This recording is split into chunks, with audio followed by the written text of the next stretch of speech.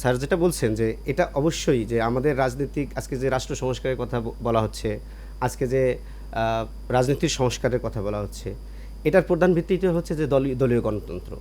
আমরা সারা জীবন শুনলাম যে গণতন্ত্র, রাষ্ট্রীয় গণতন্ত্র প্রতিষ্ঠা করতে হবে এবং স্বাধীনতা 53 বছরে কয়েকটি আন্দোলন হয়েছে এই গণতন্ত্রের জন্য। এখন তাহলে কোন জায়গায় সমস্যাটা, কোন জায়গায় সমস্যাটা আগে চিহ্নিত করতে হবে যে আমাদের রাজনৈতিক দলগুলো আমরা কি আজ পর্যন্ত দলে গণতন্ত্র প্রতিষ্ঠা করতে পেরেছি? আমরা যে কাউন্সিলগুলো দেই দলে, সেই কাউন্সিলগুলো কি সঠিকভাবে তৃণমূল থেকে ওয়ার্ড, তারপরে ইউনিয়ন, এরপরে থানা, তারপরে এই উপজেলা এবং জেলা, এরপরে তো কেন্দ্র, এইভাবে কি আমরা তৃণমূল পর্যায় থেকে নির্বাচনের মাধ্যমে যে আমরা যে কাউন্সিলটা বলি, এবং আমরা পার্শ্ববর্তী দেশের কথা যদি বলি, সেখানে কিন্তু দেখবেন যে বিজেপিতে আমরা বিজেপির অন্য সমালোচনা আছে, কিন্তু তার গণতন্ত্রের চর্চা দেখেন, তার পার্টি প্রধান কিন্তু সরকার প্রধান না। আপনি আজকে যে এই রিসেন্ট যে আমেরিকার নির্বাচন গেল, আমরা যে ডোনাল্ড ট্রাম্পের কথা আজকে আলোচনায় আনছি, সেই ডোনাল্ড ট্রাম্পের যে নির্বাচনের যে ধাপটা, এখন আমাদের অনেকে বলে যে আমরা কি আমেরিকা?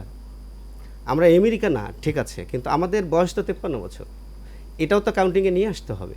আপনি 71 সালে কোন পর্যায়ে ছিলেন সেটা তো আজকের বিষয় না। আজকে যে আমরা জি প্রজন্মের যে বাংলাদেশ, আজকে যে 5ই আগস্টের 36শে জুলাই গণঅভ্যুত্থানের যে বাংলাদেশ, এখানে প্রত্যেকটি ছাত্র জনতা যারা প্রাণ দিয়েছে তারা কিন্তু নতুন বাংলাদেশের স্বপ্ন দেখেছে। তা আজকে আমরা আমাদের রাজনীতিতে আমরা যে আজকে পলিটিক্যাল পার্টি গঠন করেছি, আমরা যে আজকে নতুন রাজনীতির কথা বলছি, সেই রাজনীতিটা কি? সেটা অবশ্যই পলিটিক্যাল পার্টিতে গণতন্ত্র থাকতে হবে, রাজনৈতিক দলগুলোকে মানসিকতার পরিবর্তন নিয়ে আসতে হবে, এবং রাজনৈতিক দলগুলোকে স্বীকার করতে হবে তার ভুলটা কোথায়। আমি রাজনৈতিক দল হিসেবে রাষ্ট্র পরিচালনা করতে গিয়ে, আমি দল পরিচালনা করতে গিয়ে আমার ভুল থাকতে পারে, আমি ভুলটাকে কাউন্টিংয়ে নিচ্ছি কিনা, এবং আমার স্যার যেটা বললেন যে জনগণ যদি আমার অভিভাবক হয়, তাহলে আমার জবাবদিহিতার জায়গা কিন্তু জনগণের কাছে।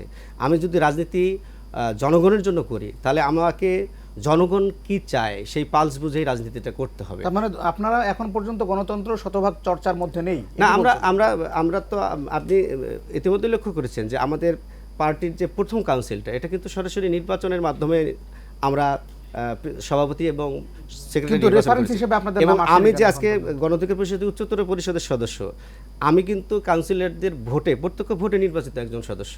সুতরাং আমরা শুরুটা করেছি। তা আসুন, বাংলাদেশের যত পলিটিক্যাল পার্টি আছে, আমরা ছোট ছোট করে শুরুটা অন্তত করি।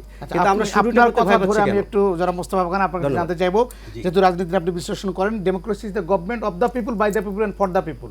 তো আপনি বলছিলেন, জনাব নূর ইরশাদ সিদ্দিকী, আপনি বলছিলেন যে জনগণ আমাদের অভিভাবক বা প্রতিনিধি, জনগণ মালিক কিনা, বা জনগণই যদি সব হয় গণতন্ত্রের, সেক্ষেত্রে আমরা সেই চর্চা থেকে এখন আসলে কত দূরে?